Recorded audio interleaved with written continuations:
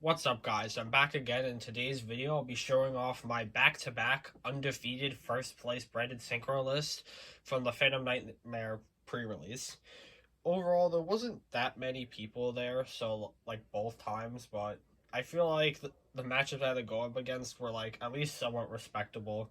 Like, the finals of the second one was against Rescue Ace, and I was able to 2-0 because I had, like, a crazy Harpy's Feather Duster top deck. I know this is kind of like a more recent update, but this is more for Phantom Nightmare, as I tried to build the deck a little more towards trying to beat the potential Tier 0 meta.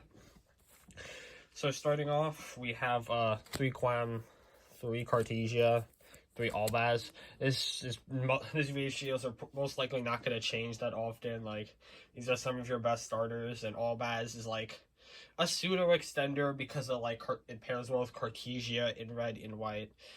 Quam is your like broken starter that pairs well with your Bistios, and Cartesia is a lot better going second with its fuse effect to get around removal and also being able to extend from hand if you have an Albaz in play.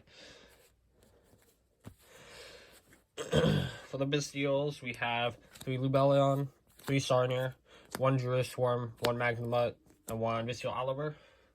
So this time I decided to cut down on Druid Swarms, as since there's going to be so much more non-light or dark decks, I thought that cutting down on Druid Swarm would be better in exchange for extra hand traps, as you'll see later on, because instead of 9, I'm running 11, which it's felt pretty good, just running more hand traps over the Druids.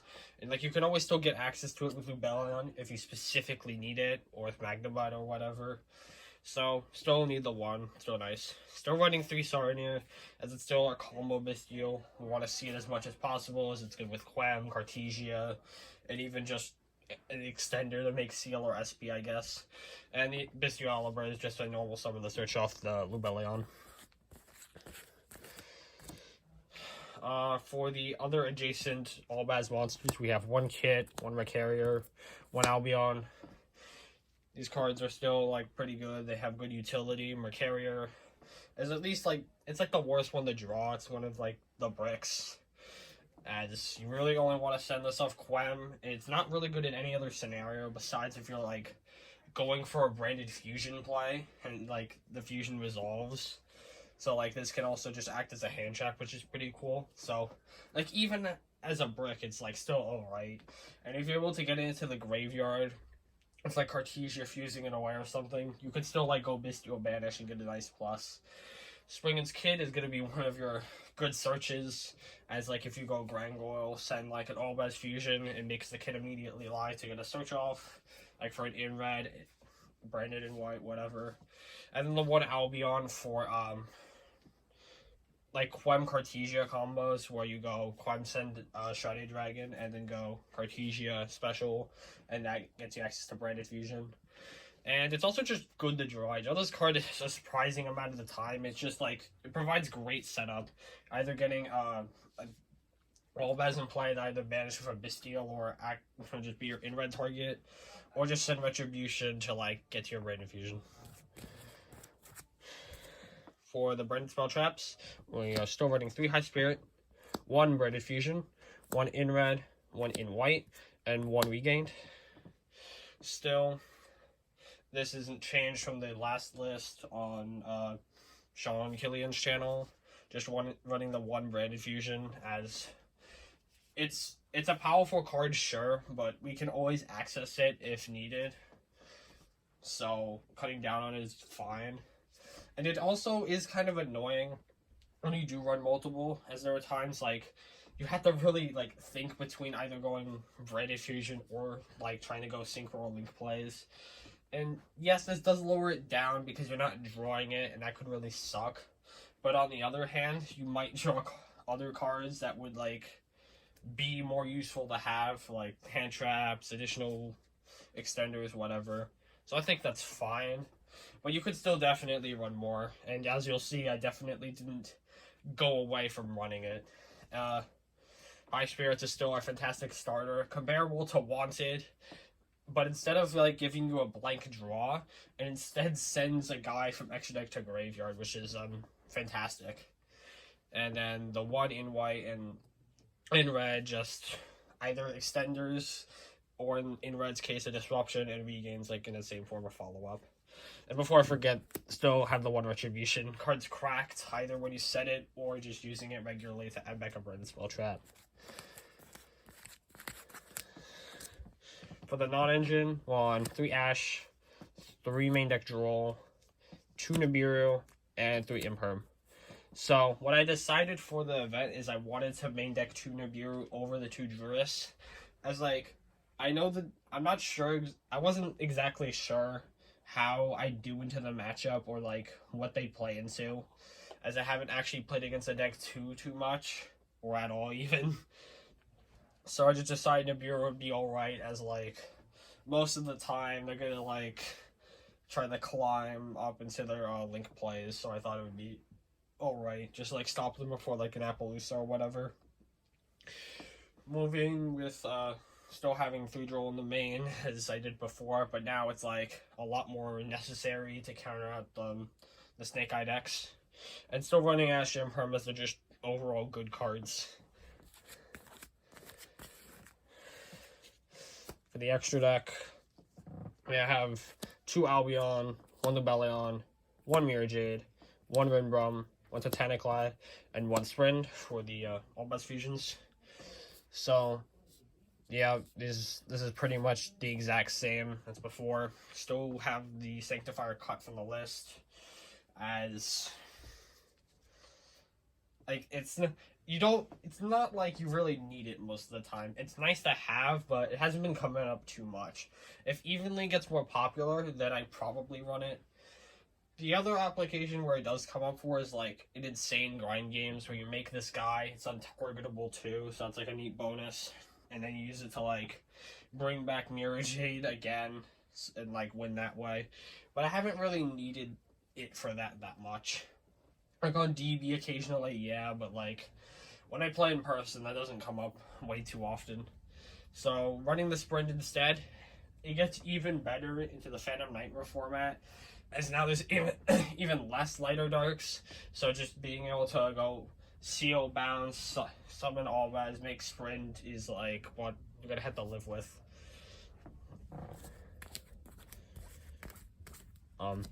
For the other fusions, we have 2 Rangoil, 1 Furious, 1 Guardian Chimera.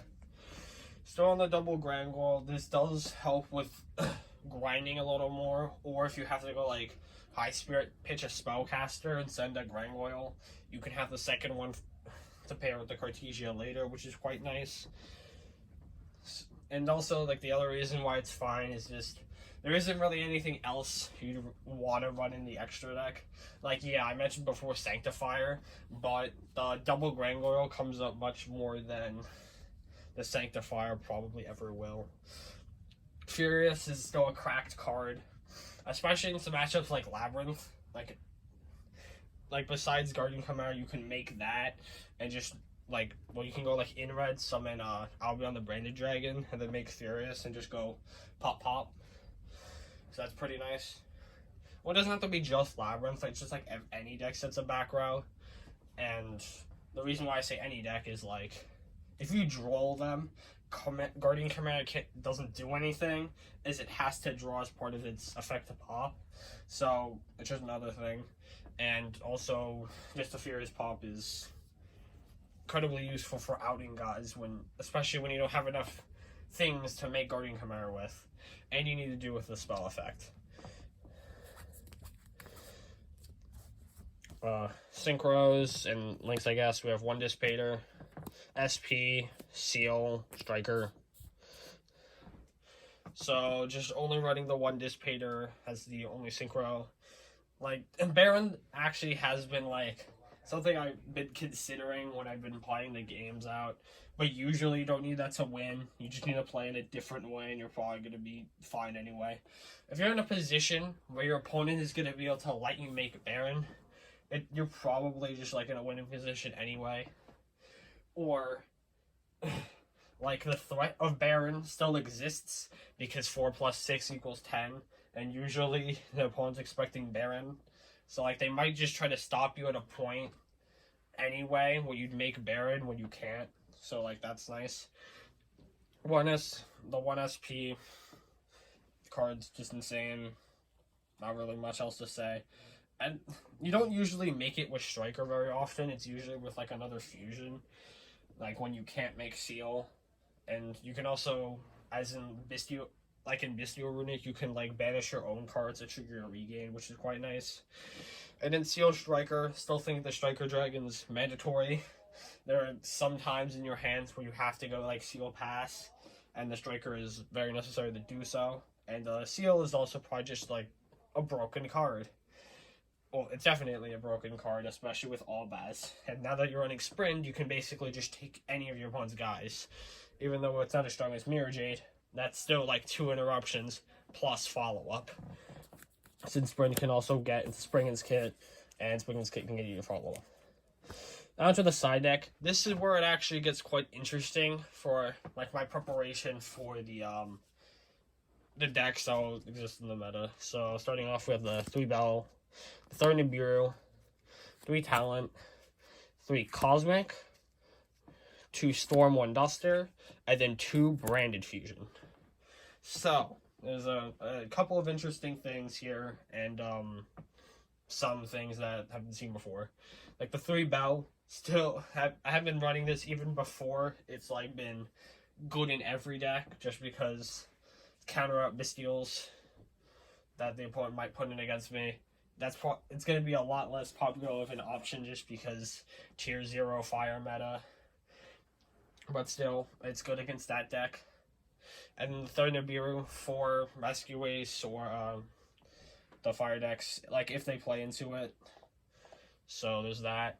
Still have the 3 Talent for going first and occasionally going second. Usually don't want to put it in. Going second is like I feel like the other cards on the side are just a little more tuned for other decks. Like when they're good, they're gonna be like much better than Talent would be. So you could probably put it against like random rogue decks that the side may be awkward against. And then we have the Cosmic and the Storm Duster, like all of them, just because I had side patterns. I made side patterns the first time in my life using either Cosmic for the Fire King Snake Eye or Storm Duster for Rescue Ace. As like, only one of them is good against one of the decks. So I decided just to play both because why not? As I thought Droplet wouldn't be as useful, especially against Rescue Ace. And now the most interesting thing is why side 2 Branded Fusion. Well, this also has to do with the side deck pattern. Just being able to go Branded Fusion against Rescue Ace is pretty good. As at least from what I've played, I'm going to be stopped earlier on before I'm going to be able to like make Dissipator or whatever. And like, yes, the Synchro plays are just not going to go through against set 4. Like if you don't open like a hand trap. As we're still like keeping in the hand traps. You usually side out usually 6 cards that are like engine. So like you get like, if we go at 11, 6, that's like 17 cards going second for NonEngine, which is like over half the deck is pretty good. So that's where I'll leave it. So yeah, if you've enjoyed it, make sure to like, comment, and subscribe, and I'll catch you in the next one. Bye.